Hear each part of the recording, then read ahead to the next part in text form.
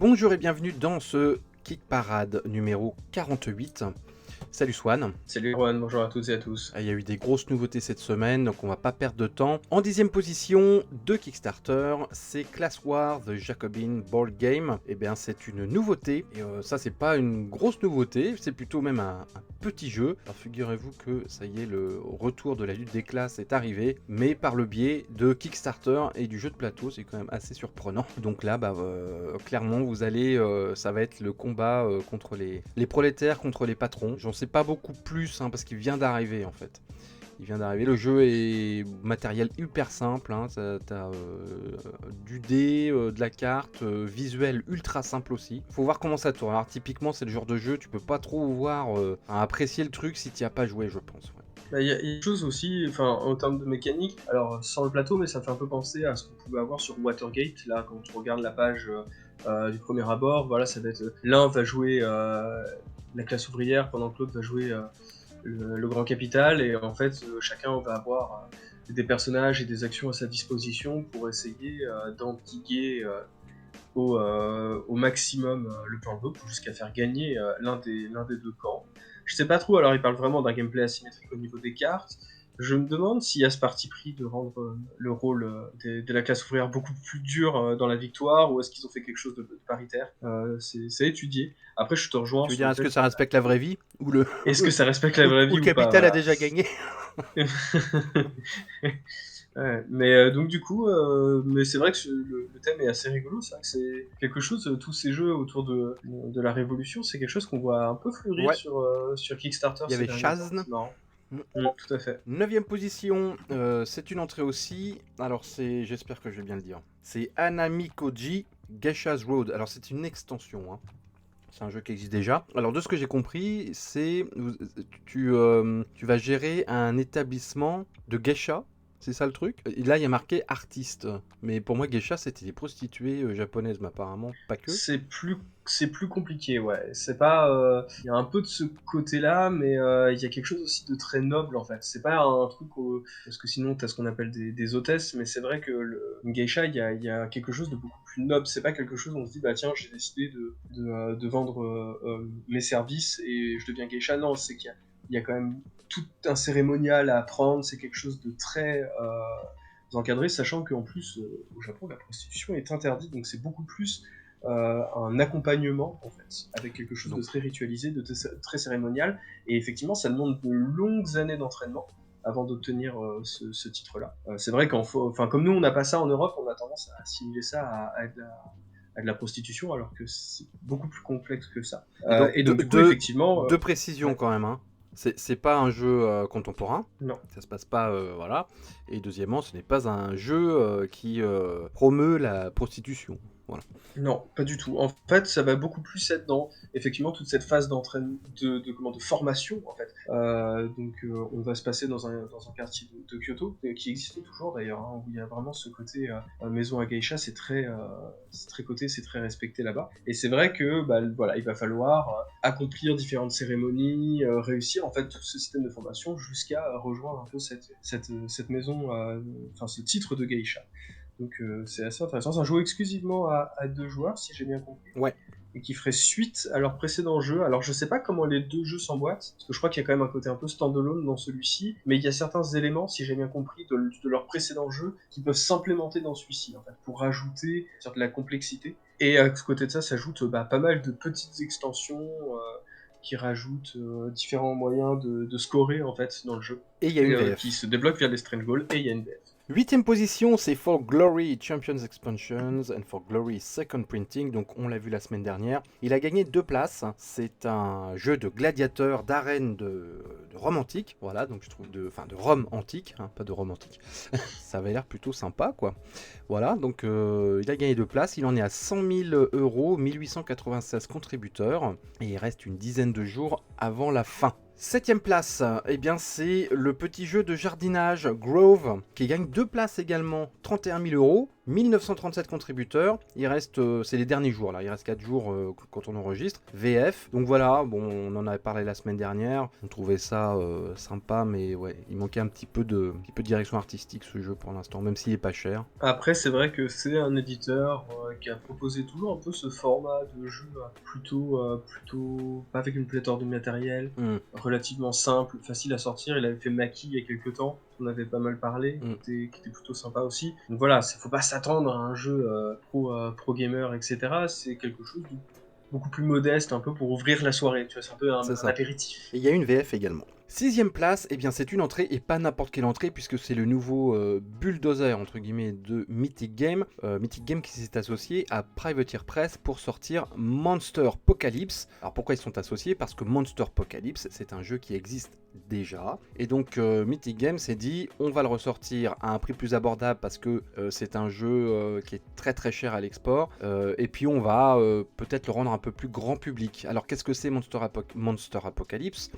Monster Apocalypse, pardon. Et ben, si vous avez vu Pacific Rim de Guillermo del Toro, c'est des gros monstres envahissent la Terre et les humains construisent de gros robots pour les affronter. C'est exactement la même chose, sauf que là, ça se passe sur un plateau avec des très belles figurines, évidemment. Et donc ce jeu, voilà, il existe déjà. Donc Mythic Games s'est dit, on va le reprendre, on va faire un partenariat, on va ajouter des petits trucs dedans et on va le rendre peut-être plus grand public.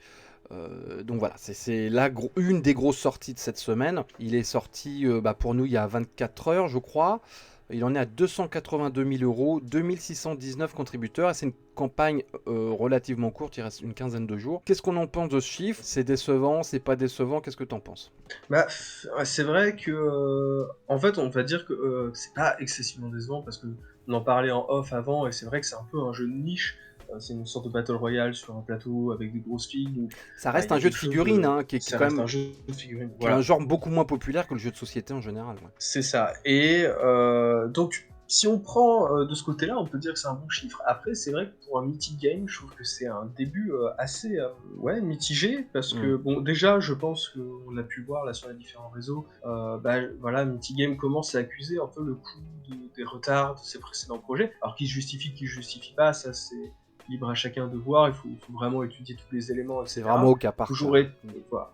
Toujours est-il que le public commence un peu à s'impatienter et commence un petit peu à en avoir un peu marre de cette communication très agressive de la part de Mythic Game, agressive dans le sens où ils sont assez omniprésents partout, tout va toujours super bien, tout est toujours méga positif. Ah ça c'est vrai qu'ils ont une vraie communication, alors pourtant c'est une boîte française, hein, mais une vraie communication à l'américaine. C'est ça, et donc du coup je trouve que voilà, les gens, de ce que j'ai pu voir, commencent un peu à, avant même de se lancer sur le projet, de les tacler sur leurs différents retards, en demandant de commencer par terminer sur quoi ils s'étaient lancés avant de se relancer dans une grosse campagne de com, de création, etc. D'un point de vue un peu plus personnel, moi je suis pas fan du tout du design choisi. Je trouve ça assez bizarre de prendre un truc très inspiré des kaiju. C'est assez drôle parce que c'est exactement ce que je reprochais aussi au film de Del Toro. Et en fait d'avoir une esthétique aussi américaine. C'est con, hein, mais c'est juste, voilà, c'est des kaiju, c'est, voilà, et enfin alors RZ de Godzilla, il ressemble plus à la version de Roland Emmerich que à la version japonaise. Leurs robots, on dirait plus des trucs à l'américaine, etc. Et je trouve que, moi j'aurais bien voulu, tu vois, je suis pas contre des Battle Royale de kaiju, de machin, mais pourquoi moi j'aurais bien voulu faire finalement jouer des vrais kaiju en fait, faire un vrai combat de kaiju à la japonaise, plutôt que avoir une énième copie de Cthulhu. C'est ça, ouais, au bout d'un moment, c'est un petit peu lassant. Après, ils avaient peut-être un peu, toi, comme c'est un partenariat avec Privateer Press, ils avaient peut-être pas totalement les mains libres. Hein. Mais ça, après, c'est mon ressenti personnel. Hein. C'était vraiment, je comprends tout à fait qu'on puisse adhérer. Moi, voilà, ça fait très Ameritrash et je suis pas client, en fait. Ah bah, on est complètement dans l'Ameritrash. Hein. Oui. On peut détruire les immeubles. Après, voilà, il y a des interactions rigolotes avec le décor. Moi, c'est pareil, je suis pas très fan de la DA. Moi, c'est surtout les décors qui sont décevants. Ces immeubles qui n'ont aucun caractère là. Bon, c'est marrant parce qu'il y a une petite exclue dans le Kickstarter. Ils ont fait l'immeuble parisien de Mythic Game que tu peux mettre sur le plateau. Ça, je trouve que c'est une très bonne idée. Donc, et puis ça a une importance. Hein, les tours dans le jeu ont des pouvoirs. Voilà, donc il y a des tours de différentes façons. Il y a des immeubles d'habitation lambda, mais il y a aussi un peu des tours de faction, tu vois, un peu plus futuristes. Mais je trouve que c'est un peu simplé, tu vois, au niveau du décor. Ouais, bon. Après, il faut faire c'est un jeu d'escarmouche, donc il faut que ça se mette vite. Voilà, faut qu'il y ait des règles générales. Donc je comprends, c'est un truc un peu direct. Ouais, ça m'a pas plus excité que ça, très sincèrement.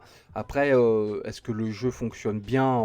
Je pense que oui, c'est un jeu qui existe déjà, hein, de toute façon. Hein. Vous pouvez voir des dizaines et des dizaines de vidéos sur YouTube sur le Monster Apocalypse avant Mythic Game. Donc je pense que la mécanique est rodée, même s'ils ont changé quelques trucs. Mais je trouve pour un jeu, si tu veux, avec des gros robots et des gros monstres, qui est quand même une thématique, moi, qui m'excite, qui détruisent tout dans une ville, je trouve que bon, le résultat est un peu pas super excitant sur le plateau, quoi. Voilà, visuellement, je parle. Hein.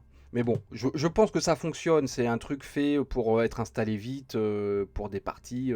Voilà, c'est pas un wargame, tu vois. C'est un jeu d'escarmouche. Donc, est-ce que c'est pas la bonne solution de rester un petit peu basique, voilà, pour pas que ça devienne une usine à gaz. Mais bon, finalement, est-ce qu'il faut pas se refaire une bonne partie de King of Tokyo, tu vois? Ben, c'est un peu ça, c'est un peu le ressenti, même au niveau du design, c'est un peu King of Qui Tokyo avec coûte des 4 fois moins figurines. cher.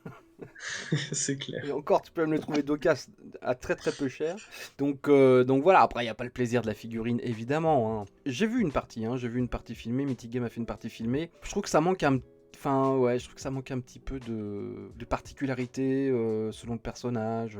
Bah, on dirait qu'ils ont vraiment simplifié au maximum pour être grand public. Ouais, ça devient plus simple, ça devient simpliste. Et Bah je c'est pense que ça, et je suis pas sûr que ce le soit la bonne problème est... idée, parce Ouais. que les publics qui aiment les jeux de figurines comme ça, ils sont quand même assez habitués à avoir des trucs un peu complexes, et je sais pas, j'ai l'impression que ça a le cul un peu entre deux chaises, quoi. Donc Je voilà. suis d'accord.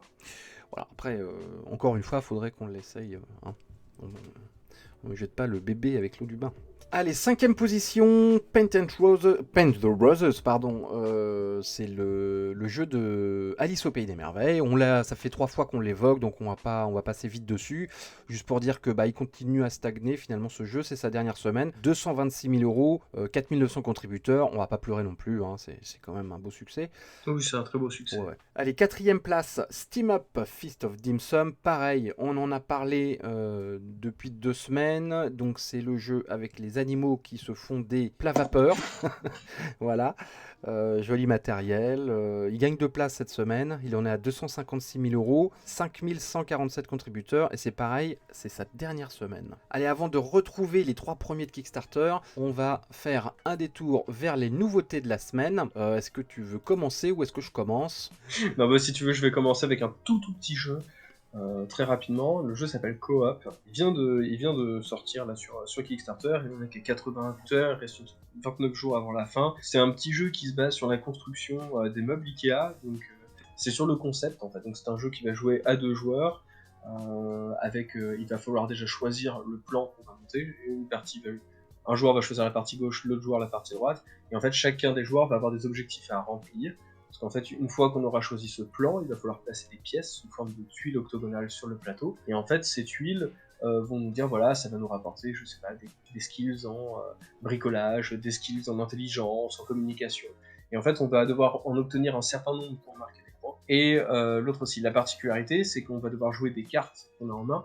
Et en fait, il n'y a que le joueur en face qui sait à quelle carte correspond à quoi. Un peu comme dans le système de Hanabi. Et donc, du coup, avec un système de non-communication, il va falloir faire entendre à l'autre joueur quelle tuile il doit poser par rapport aux autres pour essayer de lui faire remplir ses objectifs. Donc du coup c'est assez drôle parce qu'il y a un côté coopératif, mais il se peut qu'il n'y en ait qu'un seul qui gagne, donc ça peut créer des tensions et des engueulades. Et je trouve que en termes de thème, c'est-à-dire que sans avoir repris exactement la fabrication d'un meuble, on retrouve un peu cette ambiance que Tu vas faire les fuir plein de gens. non-bricoleurs voilà, que les non-bricoleurs connaissent C'est très ça, bien. il y a des gens, c'est leur cauchemar, les Moby Care. Donc. Ah ouais, moi j'en fais partie. Ah ouais. Mais bon, du coup, voilà, je trouve que l'idée est assez intéressante. Bon, Le jeu l'idée est est assez rigolote, rigolo. Même, tu vois, en termes de design, il y a un côté très simpliste, vraiment manuel Ikea. Enfin, tout est là pour rappeler ça sans que ce soit vraiment dit clairement. Voilà, intéressant.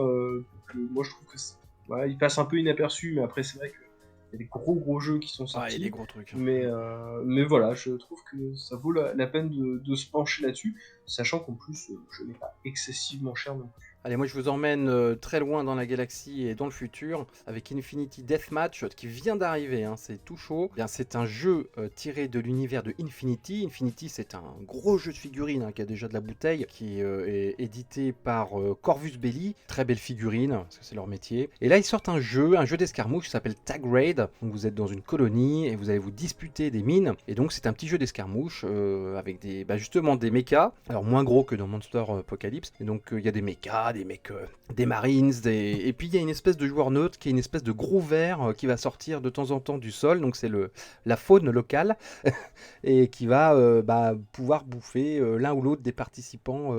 Voilà. Donc c'est très très joli, hein, très belle figurine, chouette décor. Ils font un peu comme Games Workshop fait ça aussi, c'est-à-dire qu'ils ont des gros jeux de figurines comme Warhammer ou Age of Sigmar, mais de temps en temps ils sortent des jeux qui sont tout faits, donc dans le même univers avec des figurines qui sont réutilisables pour leur gros jeu de figurines, mais ça amène des nouveaux clients. Voilà, parce que les gens qui ne jouent pas forcément à Infinity peuvent acheter Tag Raid, bien se marrer et se disent peut-être que je vais pousser un petit peu plus loin dans l'univers, parce que je trouve ça cool, et donc peut-être rentrer dans le jeu de figurines. Voilà, ce sont des produits d'appel quelque part. Voilà, il n'y a pas de VF pour l'instant. Le jeu, il a plutôt bien démarré, 125 000 €, 610 contributeurs, alors qu'il a 24 heures. Et il reste 14 jours avant la fin de la campagne. Du coup, moi je vais vous ramener sur Terre et un peu dans le passé avec Jiangnan Life of Gentry, qui est un jeu de placement d'ouvriers, de contrôle de terrain, de tuiles d'action à base de draft et de backbuilding. Beaucoup d'éléments, ce qui en font un jeu quand même Il y a relativement beaucoup de choses sur la expert. photo, effectivement. Ouais. Et donc voilà, ça se passe pendant la dynastie Ming. On va incarner des artisans qui vont se rendre à la capitale pour essayer d'un côté de trouver l'inspiration, de créer leur œuvre artisanale personnelle et essayer ainsi de gravir les échelons de la société jusqu'à l'empereur. Sur le principe, je trouve que c'est assez intéressant, mais je trouve que le jeu, alors le côté un peu amateur, très simple de certaines tuiles, je peux l'entendre, c'est vrai que c'est un projet en financement participatif, ça me pose pas vraiment de soucis. Par contre, le jeu n'a pas l'air ergonomique du tout. Ça a l'air très casse-gueule à base de petits plateaux sur lesquels on va mettre des petites tuiles et puis des ouvriers, et puis ces plateaux, il va falloir les porter, venir les déposer sur son plateau. Ça a l'air très Et je trouve scabreux. Ouais, c'est ça. Et c'est le genre de truc où tu sens un mauvais geste, il y a tout qui s'écroule, tu sais plus où t'en étais, et puis c'est bon, tu peux remballer le jeu, et voilà. Donc, c'est un peu con parce que je trouve que sur le concept, c'est intéressant. Design, je suis pas forcément très fan, mais voilà, ce côté peu ergonomique, plus la pléthore de matériel qu'il va falloir faire 50 000 actions entre les tours pour essayer. Je me demande si ça va pas finalement. Enfin, trop de complexité tue la complexité. Je me demande si là on n'atteint pas un peu les limites de l'exercice. Eh ben on va rester dans le passé, mais en Europe. Je t'emmène découvrir Trinity of Rang, un epic medieval strategy game. Donc c'est une société suisse qui fait ça. Il me semble que c'est leur premier projet d'ailleurs. Donc c'est un jeu de conquête de territoire et de gestion de ressources. Assez classique, il va falloir construire des villes, il va falloir gérer ses ressources, vous pourrez envahir votre voisin, mais en plus il y a une notion de magie puisque il y a des druides et vous pourrez créer des potions, et ça sera une des conditions de victoire. Vous avez une condition de victoire militaire, vous avez une condition de victoire architecturale, il me semble, et vous avez une condition de victoire magique avec les druides. Donc voilà, c'est un jeu qui est plutôt ambitieux pour un premier jeu, il y a pas mal de matériel dans la boîte. Vous avez un mode sur Tabletop Simulator pour essayer le jeu, ce qui peut être très intéressant. Et donc voilà, c'est un premier jeu, donc faut soutenir, c'est normal. Vous avez évidemment de la figurine, ils sont amusés à faire tous les bâtiments en plastique. Est-ce qu'on en est encore là en 2021? Est-ce qu'il faut encore encore faire ça, je ne sais pas, la question est ouverte, mais en tout cas ils le font et ça rend le jeu effectivement plus sympathique quand tu aimes bien les jeux un peu d'architecte, voilà, quand tu aimes contempler ta belle région où tu as mis tous tes petites tours et tes châteaux, ma foi, c'est quand même quelque chose d'assez jouissif à voir. Voilà, donc Trinity of Rain, et ça, ouais, c'est long, ça va jusque fin novembre la campagne. Bon, écoute, je te propose d'enchaîner avec la nouveauté de la semaine, enfin l'autre grosse nouveauté de la semaine. L'autre grosse nouveauté, je pense. Et donc on va sur GameFound. On va sur GameFound, on va vous parler du jeu peut-être le plus teasé de cette année, à base de trailers, d'informations à droite à gauche. Erwan nous en parle depuis le début. Il est enfin là. Skyrim, The Elder Scrolls 5. Connais pas du tout. Tu connais pas? Non, moi non plus. Première fois que je vois ce nom-là. Donc, qui qui est une adaptation de l'univers de The Elder Scrolls et particulièrement du 5e de Skyrim, donc on retourne sur les terres de bord de ciel, mais non pas à l'époque du jeu, mais plusieurs années auparavant, quand les lames étaient encore présentes et tentaient de contrecarrer des complots alors que l'empire de Cyrodiil s'est effondré. Ils doivent tenter de faire leur trou en bord de ciel. Donc sur le papier, très intéressant, on sort un petit peu de ce que je proposais, on sort un petit peu de la zone de confort, on propose une valeur en plus, mais... Alors, faut juste dire que le jeu, il en est quand même à quasiment... Enfin, il a dépassé le demi-million d'euros, hein, 3000 backers. Et il reste 32 jours, c'est super longue campagne. Mais, effectivement, alors moi, ça fait quand même des mois que je l'attends parce que je suis un fan de Skyrim. Et bon... Voilà. J'ai été un petit peu refroidi par ce que j'ai vu. J'ai vu une vidéo du gameplay. J'ai testé le tutoriel sur Tabletop Simulator, parce qu'il est en libre accès. Et je me retrouve devant un jeu d'exploration assez lambda, quoi. Voilà, c'est lambda. Donc déjà, il y a beaucoup de figurines moches. J'ai même envie de dire beaucoup de matériel moche. Bah ouais, c'est pas je trouve très que beau. Ça, hormis le plateau, que je trouve très original pour le coup, d'avoir repris cette carte dessus, etc., que je trouve tout sympa, plutôt lisible et ergonomique justement. Mais par contre, le plateau de joueurs, et tu te dis, mais vous avez joué au jeu, vous avez vu l'esthétique, les cartes là, avec des espèces de capture d'écran du jeu. Ah ouais, sur ça PS3, c'est dégueulasse quoi. Les captures d'écran du jeu vidéo, mais tu dis, mais non, mais refais des artworks quoi. On peut reprocher beaucoup de trucs à Bethesda, mais par contre, les artworks, ils existent quoi. C'est vrai que le jeu est moche quoi. Franchement quoi, t'as pas envie de foutre 80 balles là-dedans. Et 80 balles, je parle, c'est vraiment la boîte de base, hein, parce que vous avez des pledges à 200, 250 euros avec les extensions. Mais excuse-moi vieux, il y a un an, ça fait quoi, un an qu'il y a eu la campagne de The Witcher? Peut-être pas un an. Non, j'exagère. Non, peut-être pas 6 mois. Mais clairement, ça souffre de la comparaison. Ah bah, The Witcher, c'était un autre level. Hein. Et pas que les figurines. Hein. Les figurines, j'en parle même pas. Hein. Il n'y a même pas de comparaison, parce que là, on dirait vraiment des sales figurines des années 90. C'est vrai, ça fait un peu risque. Ah, c'est ça, ouais. C'est pas beau. Et mais même tout, quoi. Tout, le plateau, les cartes. Puis alors moi, il y a un truc que je trouve quand même assez hallucinant. C'est que c'est un jeu d'exploration et narratif, et qu'ils en sont encore à te dire va trouver la carte numéro 450 pour lire la suite de l'histoire. Alors justement, ça c'est un problème par exemple dans Solomon Kane, on en a déjà parlé, mais Solomon Kane, ils ont développé le jeu il y a 5 ans, donc ils pouvaient pas faire autrement. Et maintenant il y a des applications les gars, faut quand même pas exagérer. Autant j'adore, hein, moi je suis pas un aficionados des applications, j'adore le matériel, avoir des cartes, c'est pas un problème. Mais il y a quand même un moment, faut pas être bête. Je veux dire, quand t'as 600 cartes et qu'il faut aller chercher la carte numéro bidule, bah tu fais une application où c'est marqué sur application, le reste il touche pas, hein. Je parle pas de faire le jeu sur application, etc. Mais au moins ça, quoi, pour gagner du temps, tu vois, comme dans Destiny par exemple. Quand même, il y a quand même des moyens maintenant de pas avoir un tas de 300 cartes à fouiller dedans pour voir ce qui se passe une fois que t'as passé la porte. Je trouve que là, quand même, faut pas exagérer, quoi. Mais j'ai même envie de dire, en allant un peu plus loin, sachant que moi, tu connais un peu ma réticence à l'utilisation des applications, autant là, c'est vrai que je te rejoins, s'il s'agit juste de raconter l'histoire, enfin, effectivement... Non, mais en plus, c'est 3 lignes, hein, parce que moi, j'ai fait le tutoriel hier, tu passes la porte, t'as 3 lignes avec 2 symboles, juste pour te dire ce que tu vas rencontrer.